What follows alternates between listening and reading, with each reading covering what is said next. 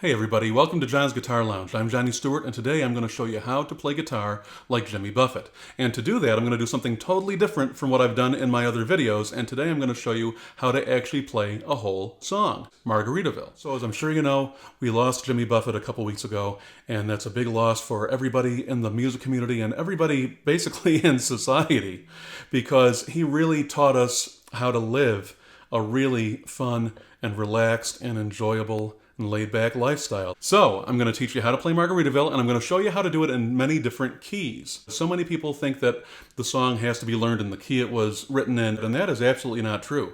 My voice is a lot lower than most pop singers' voices and country singers and just about everybody. Maybe Trace Adkins, his voice is probably a little bit lower than mine. But I learned a long, long time ago that I'm going to have to transpose or change the key on a lot of the songs that I play. Because a lot of the popular songs that I like to play out and that people like to hear are songs that are written for people who can sing much higher than I can. So that's why in my lessons I rarely teach actual songs, and I usually just show how to play chords and how to do chord structures and chord changes so that when you're at home playing, you can use these techniques and use these chords that I show you in all my videos to play different songs, and you don't have to do it just in the key that it was written in. So let's get started learning Margaritaville. Now, I play Margaritaville in the key of D. Now, I'm going to be posting a video of me playing and singing this live from a live stream that I did on September 2nd, the day after Jimmy Buffett passed away. So I'll be posting that on my YouTube channel soon. I've already got Cheeseburger in Paradise, one of my other favorite songs of his that I played at that live stream.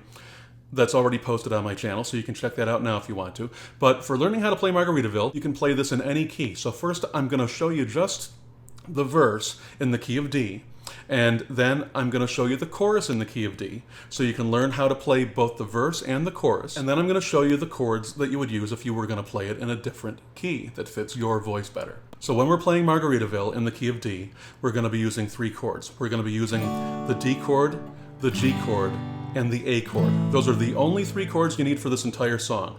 And the strumming pattern is pretty nice and even, and you'll see what I'm talking about in a second when I show you how to play the whole song. So here we go. We're going to start on the D chord, and we're just going to have a nice steady rhythm through the whole song. So you take your pick, and we're just playing the chord, and we're not doing anything fancy. We're just doing up and down, as you can see. So for the D chord, that's where we start. So here we go. Nibbling on sponge cake, watching the sun bake,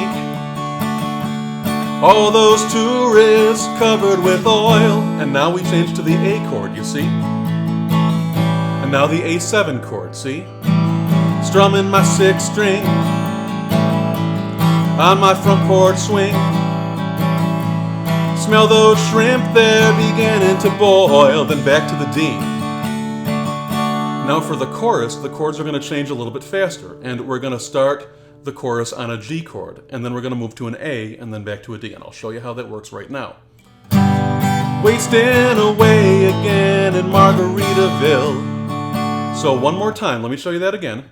So we're on the D, ending the verse, then G, wasting away, A on the word away, again in Margaritaville, and then on Ritaville, on the R, on the Rita part, is where you go to the D. So now let me just play the whole chorus through so you can see it. Wasting away again in Margaritaville. We're going to do the same thing for the next line. Searching for my lost shaker of salt. Now we're going to do the same thing, kind of. G. Some people claim that there's a woman to blame. Oh, what did we just do there? For the third line of the chorus, we do the same thing we did on the first two lines at first, and we do the G to the A, and then we do the D, but we only play that for one beat instead of the whole measure. So just one beat, and then the A, and then the G again. So 1, 2, 3, 4. See how that works? And let me play that part again. Some people claim that there's a woman to blame, but I think, now to the A, and this is easy, just might be my fault.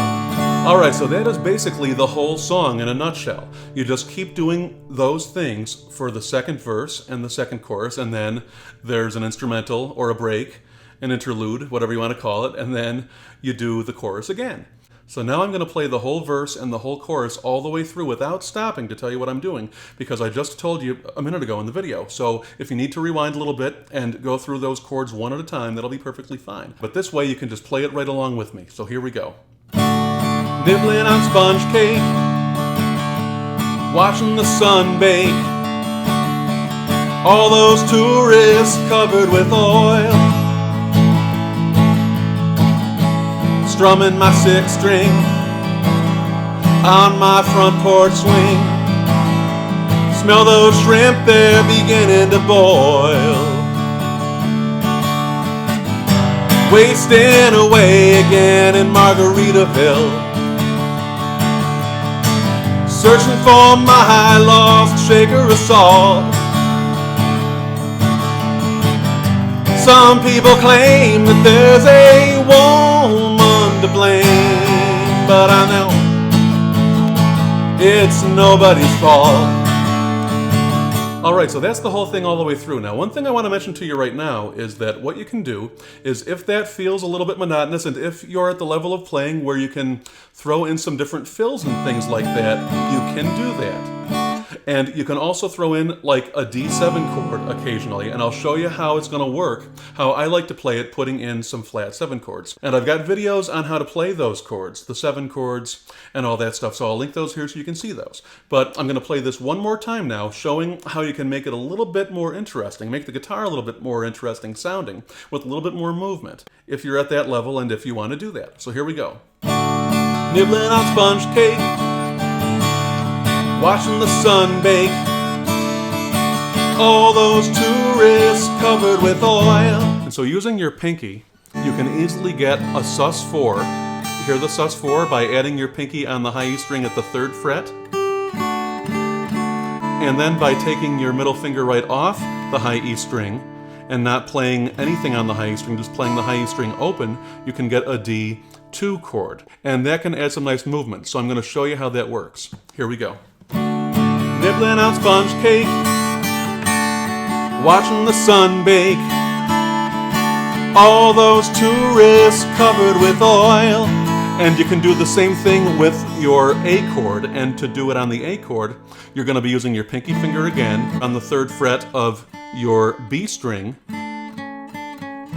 for the sus4, and you're going to be taking your ring finger right off the B string and just playing the B string open to do an A2 chord for that same kind of movement. So I'll show you how that works. Strumming my 6th string on my front porch swing. Smell those shrimp, there's an A7, just for something different. They're beginning to boil, then to the D, and then that's a great place to do a D7 chord. Wasting away again in Margaritaville. Now let me show you that again. Let me play that all the way through and pay attention to what I'm doing with my fingers. And you know what? I'm going to slow it down just a little bit so you can see a little bit better and a little bit slower what I'm doing. Nibbling on sponge cake, watching the sun bake, all those tourists covered with oil. Strumming my 6th string on my front porch swing. Smell those shrimp, they're beginning to boil. So let me do that one more time now, up to tempo, and then I'm going to go right into the chorus. And I'm going to do some different things there too, and hopefully you'll be able to see what I'm doing based on what I've already been showing you. So here we go. Nibbling on sponge cake, watching the sun bake, all those tourists covered with oil. Strumming my 6th string on my front porch swing. Smell those shrimp, they're beginning to boil. Wasting away again in Margaritaville. D7. Searching for my lost shaker of salt. Regular D, then the D7.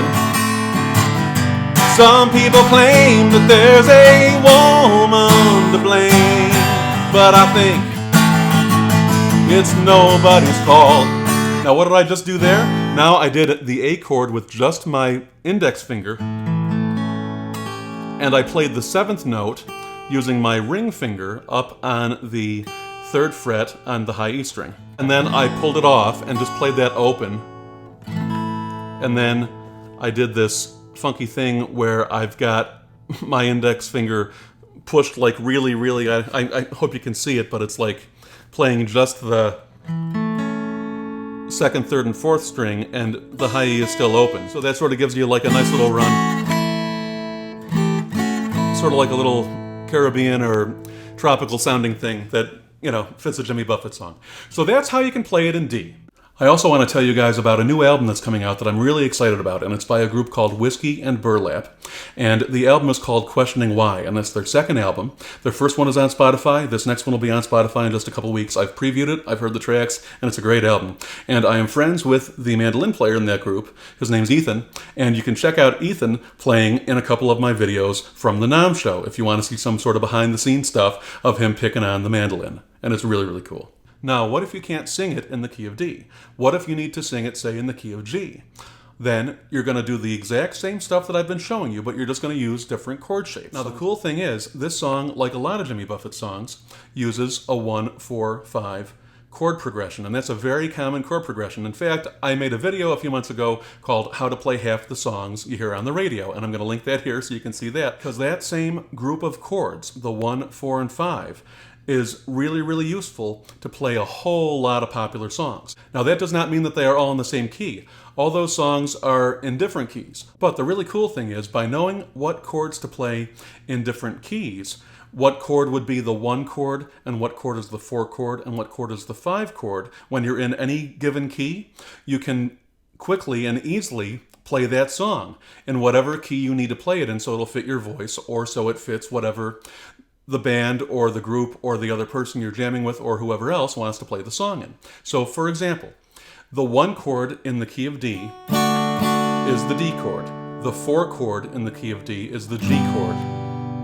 And the 5 chord in the key of D is the A chord. Now, that might seem complicated, but it's really not, because if you think about it, you've got the D, then the 2 is the E, then the 3 is the F sharp, and then the 4 is the G, so it just goes right up the scale, just right up the major scale.